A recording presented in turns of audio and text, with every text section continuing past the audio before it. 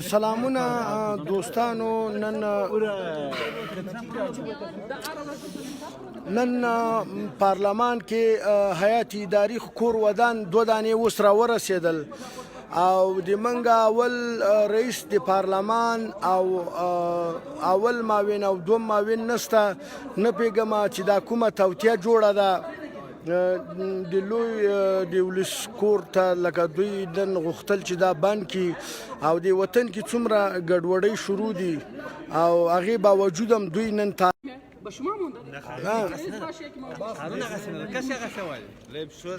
لایب شروع ده شه.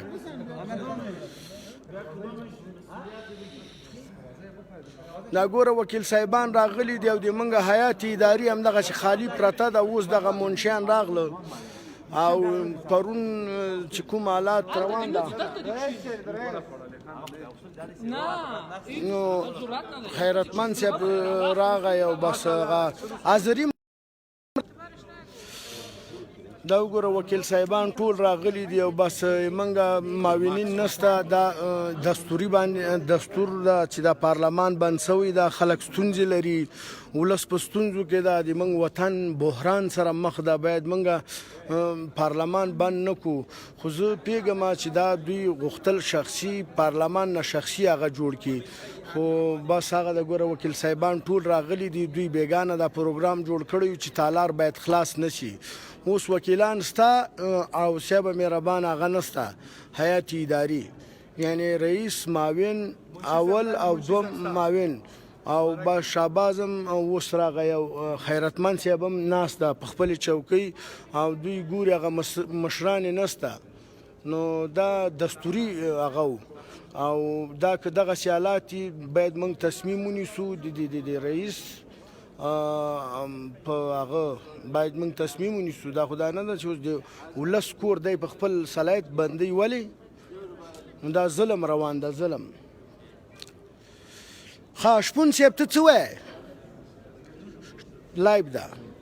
بسم الله الرحمن الرحیم. د افغانستان ولس ته سلامونه او نیکې هیلې وړاندې کوم. دا چې ولس زمونږ په ډېر بد وضعیت کې دی او د تالار وضعیت دا دی، دا یوه جفا ده د افغانستان د ولس سره.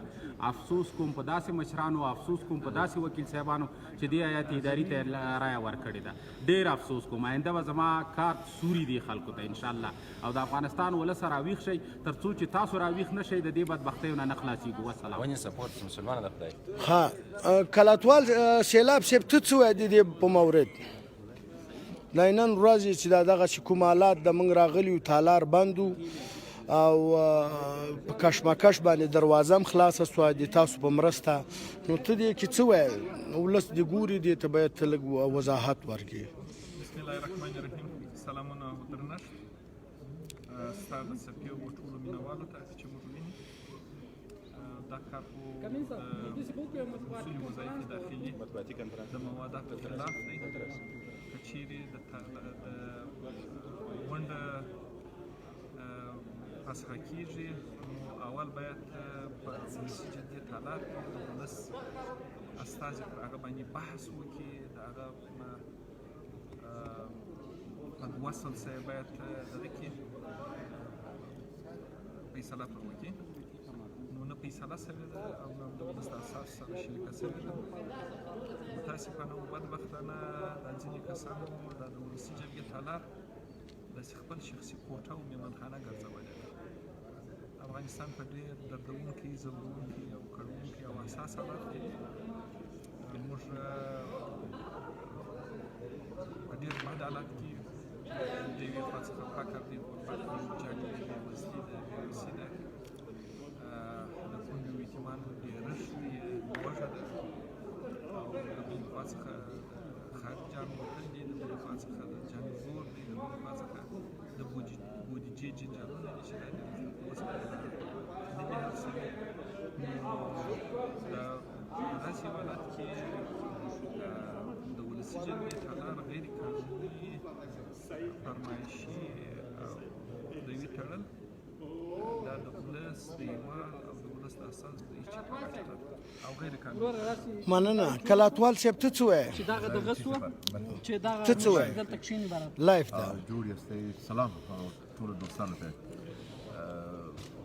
نن د دوشنبې ورځ ده او د لوی د میاشتې 28مه نیټه د ولسي جرګې په تالار کې یو تر اوسه پورې غونډه پیل شوې ده او علت د غونډې د ځنډېدو دا دی چې ګنې په کمیسیونونو کې باید کار وشي خو د ولسي جرګې د کورنیو دندو د اصولو سره سم تعطیل یا رخصت هېڅوک هم صلاحیت نه لري که تصمیم نیول کېږي بهتره به دا وي چې په تالار کې راګري پیدا وشي او ټول وکیلان باید خبر وي تاسو دا اوس تقریبا کوم وکیلان ورته راغلي دا په دلالت په دې باندې کوي چې دوی په جریان کې سوي نه دي او دا چې تقصیر پړاو ملامتیا او د جلسې ځنډېدل نه د ولسي جرګې په ګټه ده نه د افغانستان د خلکو په ګټه بهتره دا ده چې د اداري پلان له زمینې څخه یا رئیس یا لومړی او مرستیال تشریف راوړي تر څو جلسه شروع شي او د منشي او نایب د منشي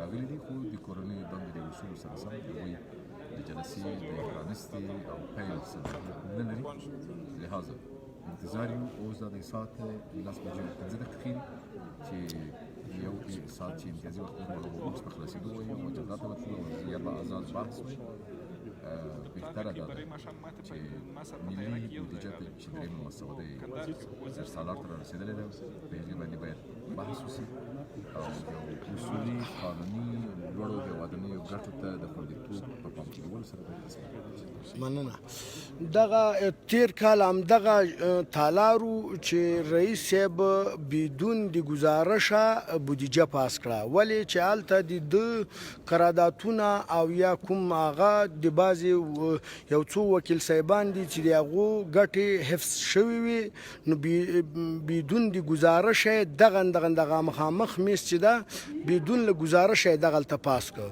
او نن دوی د مامورینو غم چیرته وړي دي که دا د مامورینو غم وړي وای وطن به چیرته دلته خراب سوی وای خو د مامورینو غم نه دی وړي دا د خپلو ګټو په خاطر دا بودیجه یې ځنډولې ده او بودیجه ځنډوي او دغه وطن سره دوی جفا کوي زه چې څومره موږ پې نظر ورکړی دوی د خپلو ګټو په خاطر باندې دا بودیجه ځنډولې نه د معلمینو د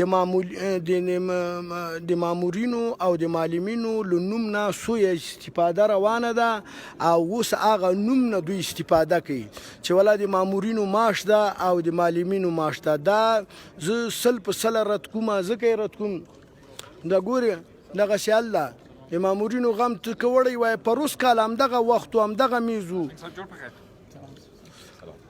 خالصه صاحب سړی مه نو اوس دا کوم حالات روان دي دا دوی د شخصي ګټو لپاره کوي نه د معلمینو غم وړي نه د مامورینو غم وړي د وطن سره جفا ده دا وګوره یوه ورځ د ولس کور تړل نه څومره زیان ده او دغه اوس دوی دا بانه کړې ده چې موږ د مامورینو معاش خاطر باندې دا لګیا یو مامورین هغه سره مشکلاتو سره مخ دي نو دوی غلط کار ده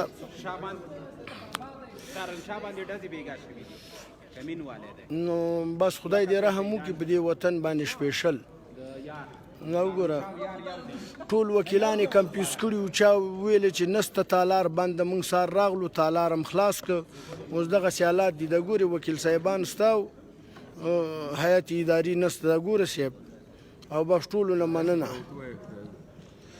داسې باید ورته وایي چې اجره ستا طالب یې نسته او په اجره یې لکه مور وګرځېدل نو اوس دغه حساب د دوی شروع کړی ده د ولس کور نه هغه جوړ کړی باګرام نو دا باګرام نه ده د تیلو هغه نه ده د ولس کور ده تیلو کارخانه یې جوړه کړې ده تیلو دا خو تیلو کارخانه نه ده چې په خپل سر خلاص که په خپل سر باندې که وکیل صاحبانو نه مننه کوم چې سارې مبارزه وکړه او دروازه یې خلاصه کړه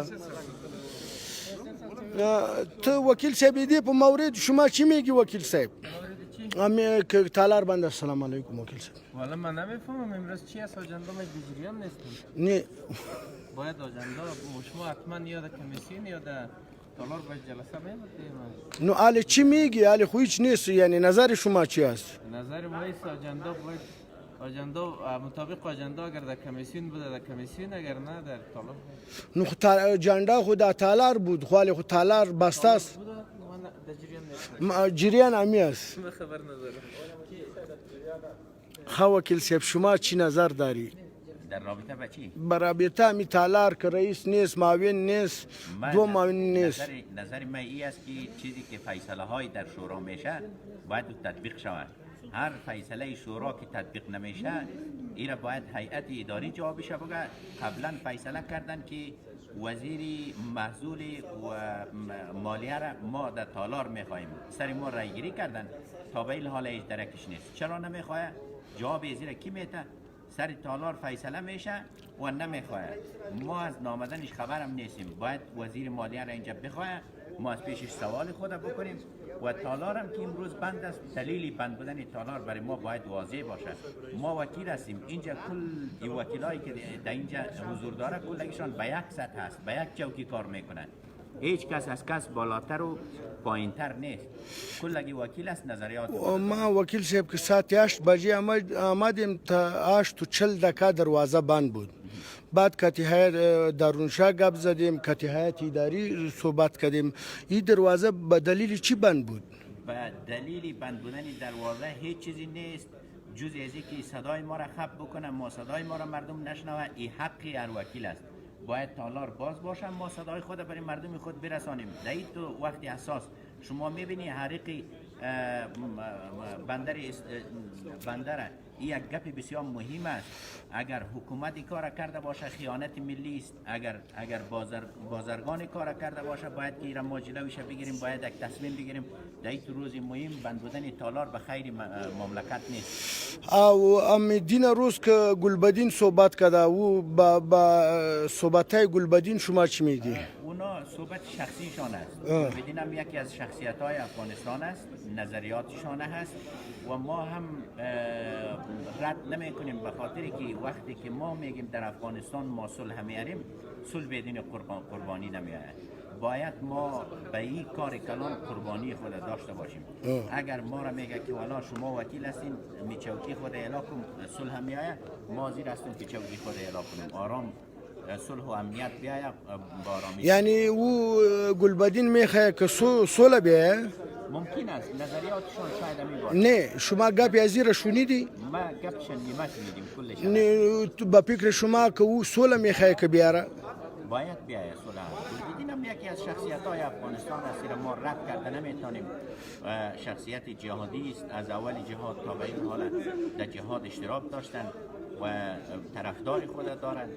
ما فکر میکنم گپی شاید خرابی نزده باشم. ما صحبتایش مکمل نشنیدیم. او میخواه که این نظام فاسد است و ما تو میکنیم ما او تو میکنیم. نظام فاسد شده نمیتونه. او گفته با گفتگو نه با گفتگو امی اگر نظام فاسد باشه چیزی که در این نظام زندگی میکنه کلگیشان فاسد است.